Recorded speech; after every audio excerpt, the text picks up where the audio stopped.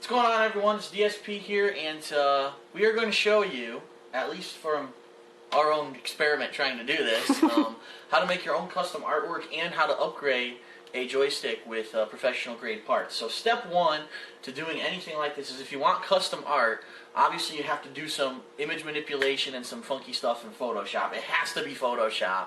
Don't try to do it with another program. You're just going to have problems, especially because most of the templates how about Paint from Windows Paint? You could do it in Paint. It's only going to take you 5 years to edit it. So the first thing you need is a template. Now, like we've been saying, we're actually going to do these special or a standard edition Street Fighter 4 joysticks from last year, and there are templates on the internet for doing this. What I'm going to do, we actually have the template here. We're going to put it up on the website, TKOHD.com, on the forums, so that you can find this. There's actually going to be a thread that we're going to create up there, kind of documenting this step by step in this video series.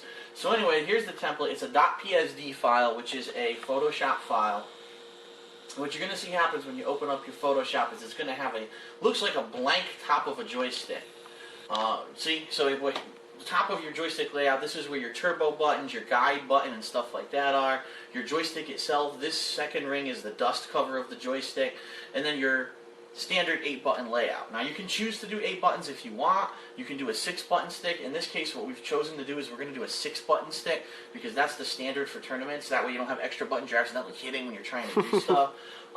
So what do you do with this template once you have it? Alright, the first thing you need to do is you need to get artwork. And in our case, we had several pieces of high-quality artwork which we were able to scan and create digital copies of and get them on the computer. So for example, what I will show you here is this image. Wow. Which is, once it was scanned, very high quality scan. Beautiful. It just so happens I have a really high quality scanner, really random, but most scanners these days are pretty decent.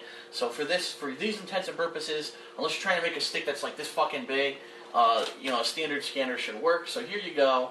How do you do this? How do you get this to work? Well, the first thing you want to do is you have to open your artwork, okay? So you're going to go File, Open. You're going to find wherever your artwork is on your computer, which now I don't remember. Joystick logo is an art. It's in there somewhere. I think it was, here it is, Image 2. Okay? Now, I know just from my head that this page is bigger. It's like 8.5 by 11, which is a standard sheet. The standard edition joystick from Mad Catz is 8.5 by 11. It'll actually fit on a standard sheet of paper. So I don't need to manipulate the size of this image whatsoever. But if you have a smaller picture, one that wasn't filling a full sheet like this, you may need to blow up the size of your picture. To do that, it's literally you just go to Image, Image Size, and then right here it'll actually tell you what the size of your picture is. It says right here it's 8.5 by 11, and you can manipulate it to become 8.5 by 11. That's all you need to do to get that picture to be the right size. Now what we actually need to do here is rotate this, because as you can see it's not the proper orientation. It's portrait, not landscape. So we're going to actually rotate this, which, here we go, Image, Rotate Canvas. We'll do it 90 degrees clockwise. And then we have a nice picture that'll be superimposed onto there. Now, this is the step that no one tells you how to do, and it pisses me off because the other day John and I were trying to figure this out, and we couldn't figure it out. I had to fart around with this for like a half hour to figure it out. How do you get this picture on top of this joystick to show up? What you have to do, you go up here to Layer, Duplicate Layer, and what this will do, it's going to say Save as Background Copy. That's correct. You want this picture to become the background for your joystick. And it's going to say, on what document do you want to do that? You actually select the name of the template, which is the Mad Catz Fight Stick Panel template. Hit OK. And as you can see, what it just did is it superimposed that onto there. Now what you're going to do is click on there. Okay? So this is now your joystick artwork. You can, just by clicking on it and then pressing your down arrow, you can actually move the artwork, as you see I'm doing right now. I'm actually adjusting the orientation of the artwork because I want to maybe get Ryu's face a little bit lower. Maybe I want some of this more on the top to show. Maybe I want, you know, more of Captain Commando's head to be visible. So you can move that around however you want. Be careful because you will eventually reach the edge of your artwork and you don't want to be printing out blank or gray.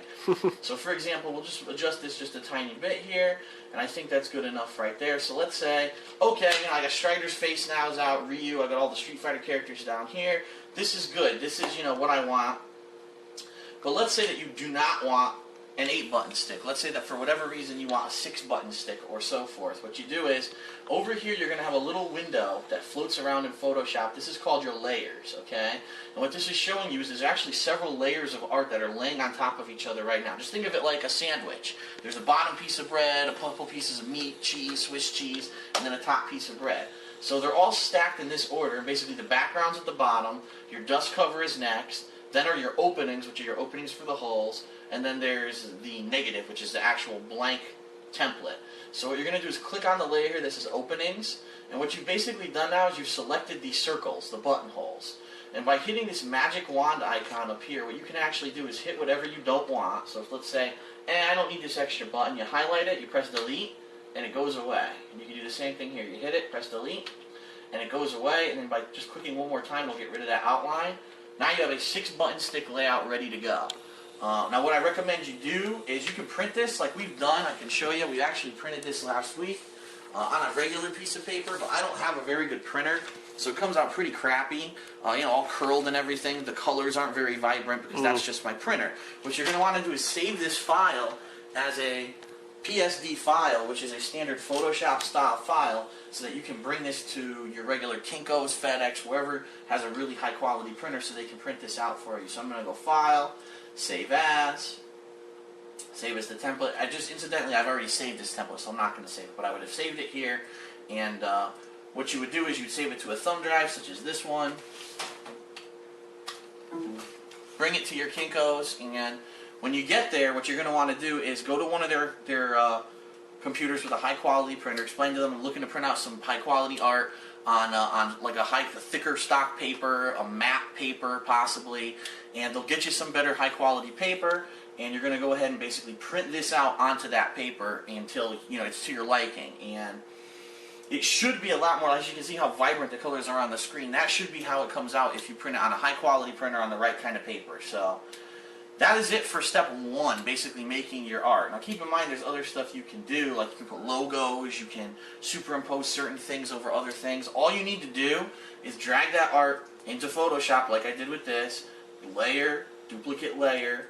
It'll show up as a layer listed here on your picture, and then you just drag it up and down. So for example, I want my background to be on top of everything. You can drag it up, and it blocks everything, covers everything. So if you have a nice logo you want to put in the corner, you just make a duplicate layer and you drag it to the top here, and it'll show up on the top, and then you can move it around to wherever you want. So I know this is a really quick tutorial, but it's just the very basics.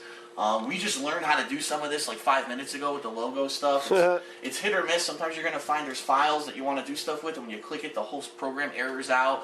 That's just the nature of photo editing. It's trial and error, I guess. It's a lot of trial and error and learning how to do it and toughen through it. But alright, that's the basics of step 1.